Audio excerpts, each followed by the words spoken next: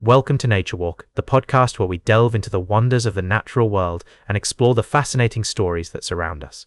I'm your host, David, and I'm delighted to have you join me on this journey of discovery. Today, we're going to talk about a rather intriguing tale of misidentification, which highlights the importance of being vigilant and accurate when it comes to observing the natural world.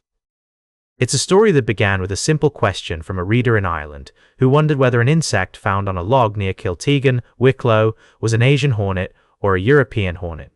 As it turns out, neither of these options was correct. The insect in question was actually a wood wasp, also known as a sawfly, but what's more interesting is that this incident led to the revelation that Asian hornets have indeed been found in Ireland, despite initial claims that they were not present in the country. In fact, at least one Asian hornet has been spotted in Cork, and there have been numerous sightings of these invasive insects in Britain, with 53 nests discovered and destroyed so far this year.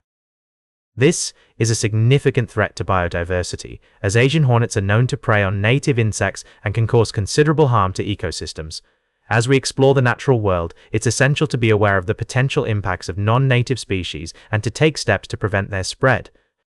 It's also crucial to be accurate in our observations and identifications, as this can help us better understand the world around us and make informed decisions about conservation and environmental protection. But that's not all. We also have some wonderful stories of sightings and encounters from our listeners.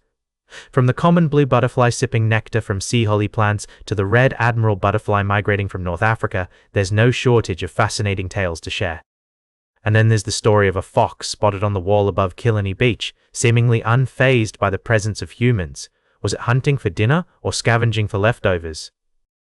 Whatever its intentions, this encounter serves as a reminder of the complex relationships between humans and wildlife and the need for us to coexist with the natural world. As we take a break, I want to leave you with a sense of wonder and awe at the incredible diversity of life on our planet. From the tiniest insects to the majestic landscapes, there's always something new to discover and explore. We'll be right back with more fascinating stories from the natural world on Nature Walk.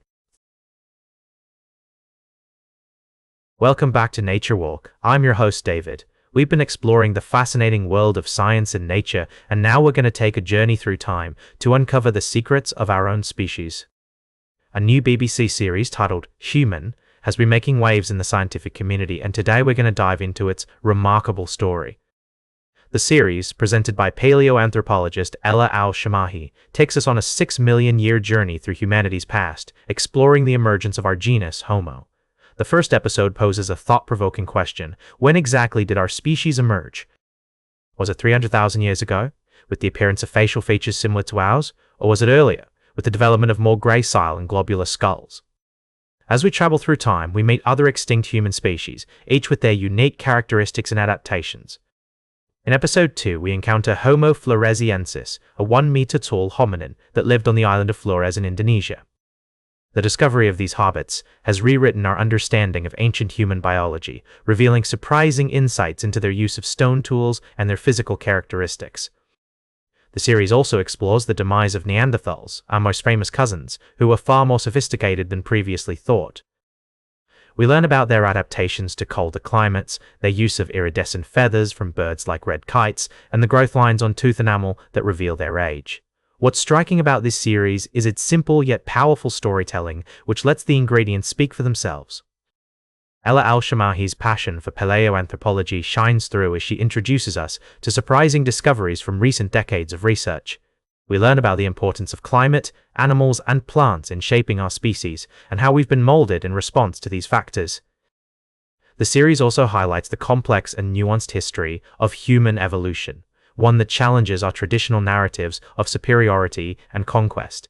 Instead, it presents a counter-narrative of cooperation, adaptation, and community support, which is both fascinating and moving. As we continue on our journey through Nature Walk, we're reminded that there's always more to discover, more to explore, and more to learn about our place in the natural world. The story of human evolution is a complex and captivating one, and Human is a series that will leave you eager to learn more. Stay tuned for our final story of the day, right here on Nature Walk. Welcome back to Nature Walk. I hope you've been enjoying our journey through the fascinating world of science and discovery.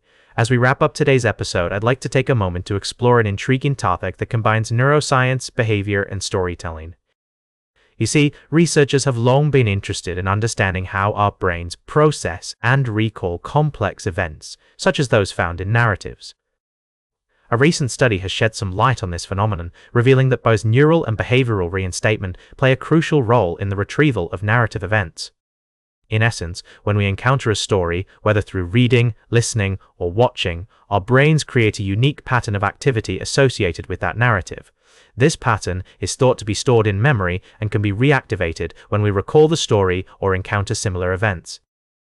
The study found that by analyzing brain activity and behavioral responses, such as eye movements, researchers could identify specific moments when participants were recalling particular events from a narrative.